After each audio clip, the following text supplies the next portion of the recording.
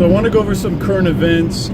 First one is the government shutdown. The thing is, the bottom line is it's manufactured, and if you want some proof, albeit circumstantial proof, those guys continue to pay themselves during this government shutdown. The congressmen. If they cared, if you cared and you were in a fight and you really felt dear about it, would you want to keep getting paid? No, because it'd be about the principle. At that point, you wouldn't give a F.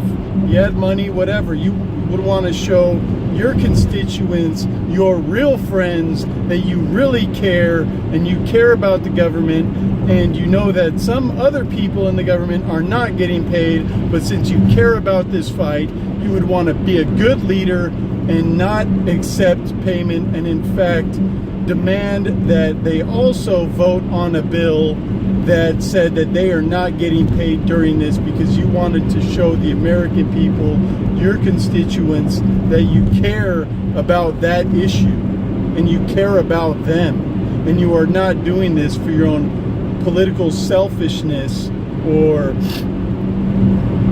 tactic for somebody else other than America.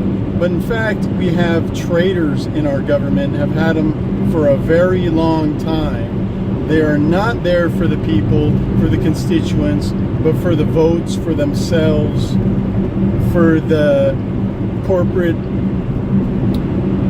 lobbyists, corporate money that put them there. They are there for those corporations, not there for the people. Now, why is there a shutdown? Well, one thing, it takes attention off the yellow vest protests going on, what, like its 13th week? I don't know, like it's been several months that it's been going on.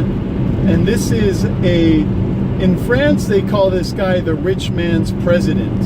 So this is a movement by the people. It doesn't have to be left, it doesn't have to be right, it shouldn't be either of those. It should be for the people, people power, bringing the vote back to the people, not the rich, bringing the power back to the people, not only the rich man there. That's a rich man's president. And how ironic that they're doing this coup in Venezuela, sticking this guy that was educated in America, an American puppet in there that over 80% of the population did not even know existed, and calling that a democratic movement, and this being a democratic president. There were elections there, and the thing about in Venezuela, it's not a big country. They do get airwaves, they do get private airwaves going in there. It's not controlled, so they get a lot of anti-Venezuelan, Chavez, anti-Maduro content in there continually. They get lies beamed in him, and yet he's Maduro, with all his imperfections, all the propaganda coming in through the airwaves, he is still able to have support in that country, and even though it's been under siege. And the thing is, it's really myopic how they present it in mainstream media, like it's only been a 20-year thing. Before that, Venezuela was some awesome democracy. Do you really believe that? Look at the rest of Latin America. Look at capitalist Mexico. Is it some paradise? You really believe it that Venezuela was? Absolutely not. In fact, the government that was running Venezuela before Chavez was the same sort of puppet government that got benefits for allowing Venezuela to be enslaved by the International Monetary Fund. There was already mass riots. There was a revolution.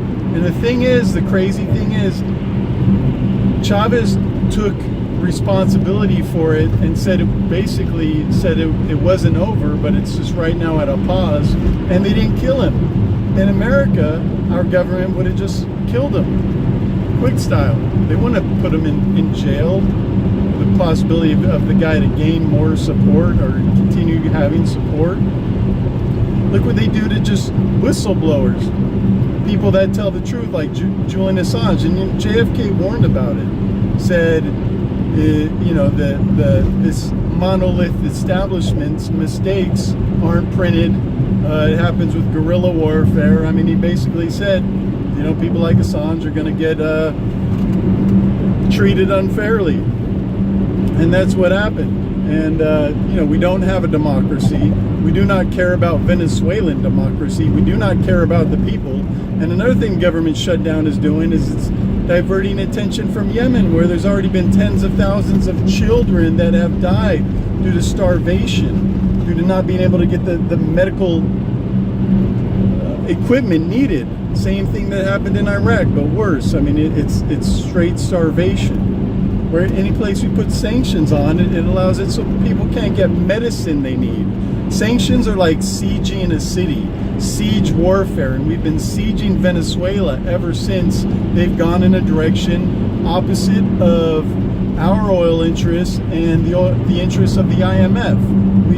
The IMF allows, they have it all set up. They know the banking system. Everyone else are just students of it. As a high-level kind of Chinese guy told me before, they can devalue the currency in Venezuela. They have all sorts of tactics, but anyways, bottom line is they give them a loan that Venezuela can't pay back, and then start taking Venezuela's resources. People weren't having it. There was a revolution. Chavez came in and tried to give the money of the resources to the people, and that's what this whole fight is about. And there's always sabotage, capitalist encirclement, nothing that ever gets printed in the media, just like JFK warned about, yet it all happens.